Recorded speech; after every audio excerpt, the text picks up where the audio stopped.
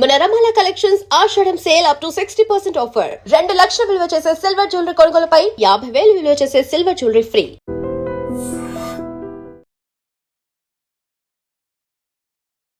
నమస్తే సార్. నమస్తే సార్, ఇప్పుడు జనరేషన్స్ మారుతున్న కొద్దీ మా అమ్మమ్మలు తాతలు వీళ్ళ జుట్టు బాగుంది, బలంగా ఉంది, రంగు వేసుకునే పని లేదు ఎక్కువ మట్టికి.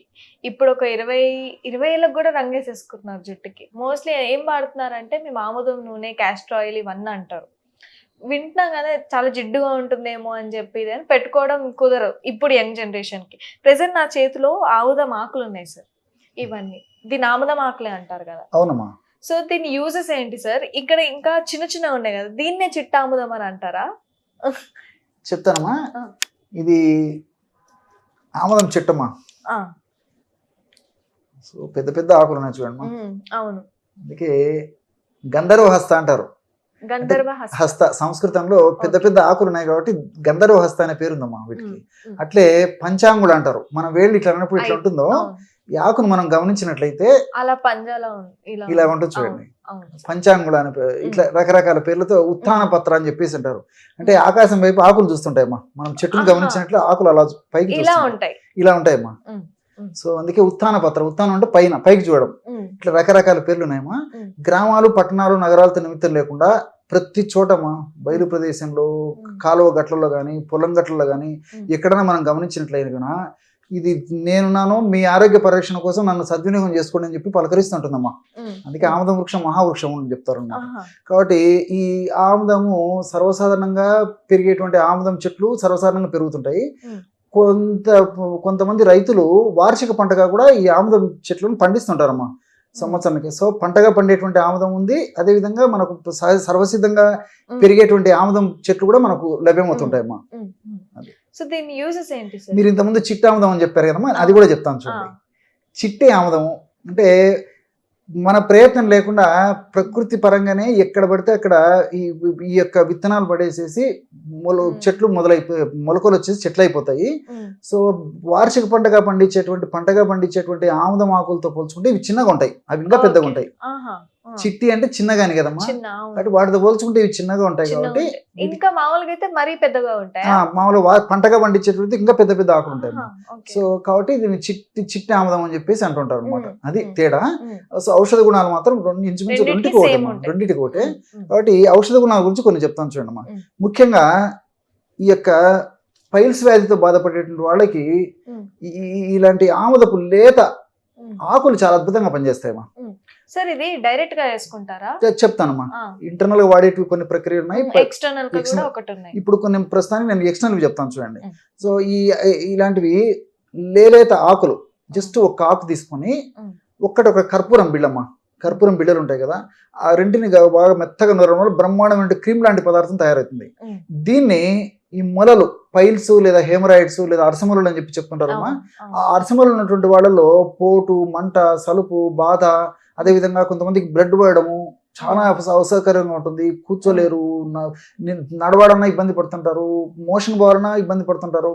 కొంతమందికి చేతికి టచ్ అవుతుంటాయమ్మా, మలద్వారం దగ్గర లెట్రిన్ పోయినప్పుడు టచ్ అవుతుంటాయి. అలాంటి పరిస్థితుల్లో నేను చెప్పిన పద్ధతిలో ఇది ఒకటి విధంగా లేత ఆకు ఒక కర్పూరం బిళ్ళ మెత్తగా నూరేసేసి రాత్రిపూట అప్లై చేసేసి దానికి ఒక లంగోట కట్టేసేసి ప్లాస్టర్ వేసేసి ఉదయం పూట తీసేస్తుండాలమ్మా. ఈ విధంగా చేయడం వల్ల చాలా త్వరగా ఆ పైల్స్ కు లేదా ఈ యొక్క మూలశంక వ్యాధికి సంబంధించినటువంటి ఆ బాధలు పూటన్ని తగ్గిపోతాయమ్మా. చాలా కంఫర్టబుల్ వస్తుంది అన్నమాట. కాబట్టి ఈ విధంగా ఈ యొక్క ఇది ఉపయోగపడుతుంది. అదేవిధంగా పసిరికలు, దీన్నే పచ్చకామర్లు అని చెప్పేసి అంటుంటారు, జాండీస్ అని చెప్పేసి అంటుంటారు. సో ఈ పూర్తి ముదిరిపోతే మాత్రము ప్రాణాపాయం కూడా వచ్చేటువంటి పరిస్థితి ఏర్పడుతుందమ్మా. లివర్ బాగా డ్యామేజ్ అయిపోయి దాని యొక్క ప్రభావం చేత చాలా ప్రాణాపాయం పరిస్థితి ఏర్పడుతుంది.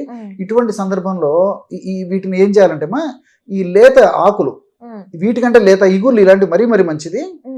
ఇప్పుడు లేత ఆకులు అంటే ఇవమ్మా, ఇగుర్లు అంటే ఇలా ఇవమ్మా, ఇంకా చిన్న ఉంటాయి.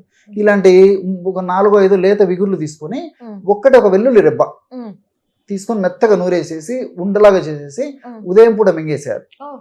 మళ్ళీ సాయంత్రం పూట మింగేసేయాలి. జస్ట్ ఒక వారం రోజులు లేదా మాక్సిమం 10 days వాడేసరికి ఈ యొక్క పసిరికలు లేదా పచ్చకామెర్లు అని చెప్పబడేటువంటి ఈ హెపటైటిస్ జబ్బు ఏదైతే ఉందో దానికి చక్కటి పరిహారం దొరుకుతుందమ్మా. అంటే దానివల్ల ఇన్ఫెక్షన్ తగ్గిపోతుంది, తర్వాత వామిటింగ్ సెన్సేషన్ తగ్గిపోతుంది, మంచి ఆకలి అయిపోతుంది. అదేవిధంగా ఈ ఒళ్ళంతా పచ్చగా ఉండేటువంటి స్టేజ్ తగ్గిపోతుంది, కళ్ళు పచ్చగా ఉండేటువంటి స్టేజ్ తగ్గిపోతుంది.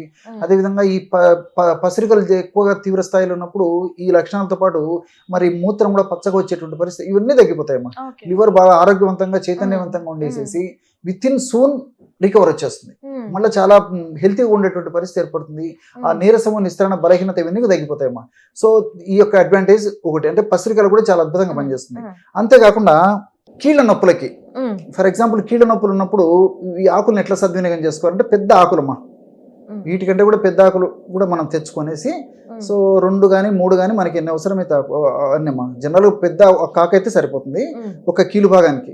ఈ ఆకు ఈ విధంగా తీసుకొని ఈ భాగంలో ఆవాల నూనె అప్లై చేయాలి. ఆవాల నూనె అప్లై చేసేసి ఒక స్టవ్ మీద బాండి పెట్టేసేసి బాండి మీద ఇలాగ పెట్టాలమ్మా.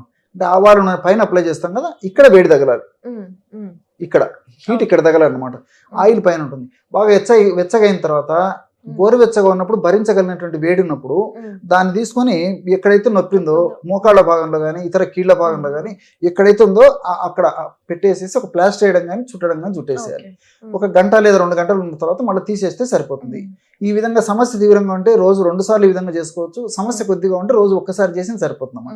ఈ విధంగా రెగ్యులర్ గా చేయడం వల్ల పైసా అంటే పైసా ఖర్చు లేకుండా సూక్ష్మంలో మోక్షం ఉన్నట్టు అతి త్వరలోనే ఆ సమస్య నుంచి బయటపడేదానికి అవకాశం ఏర్పడుతుంది.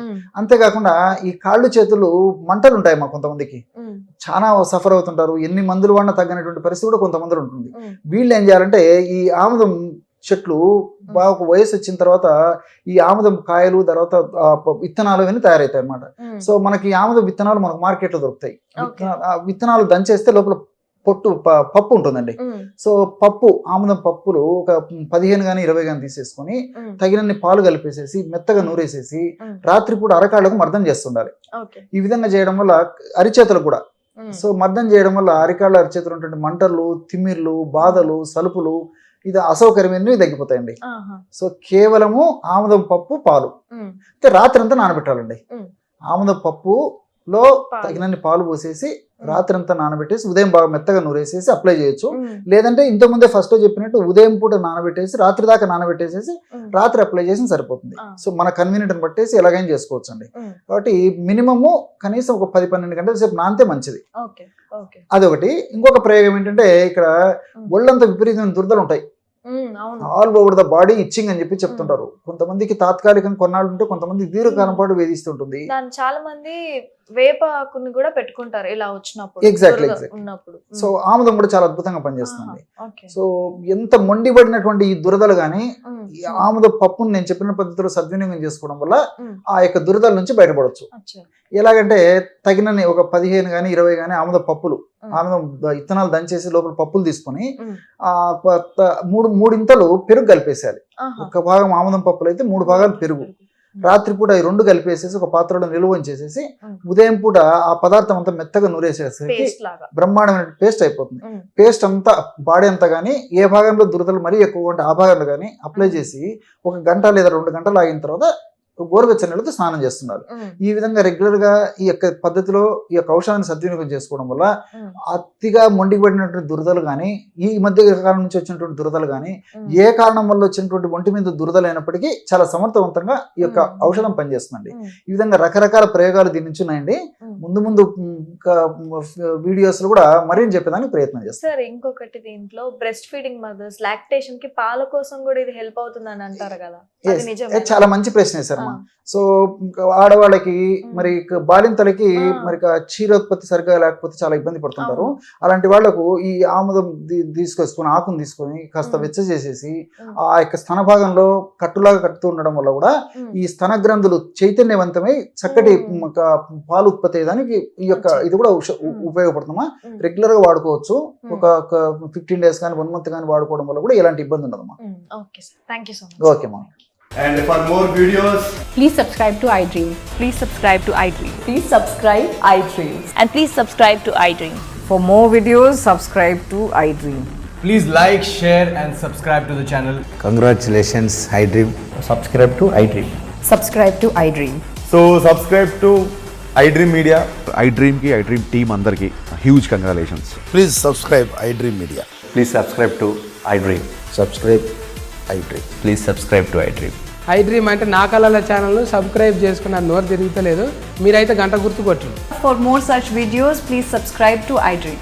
Subscribe to iDream. Please subscribe to iDream. Please subscribe iDream Media. Please do subscribe to iDream. Please subscribe to iDream Media. For best entertainment and information, please subscribe iDream. And don't forget to subscribe to iDream.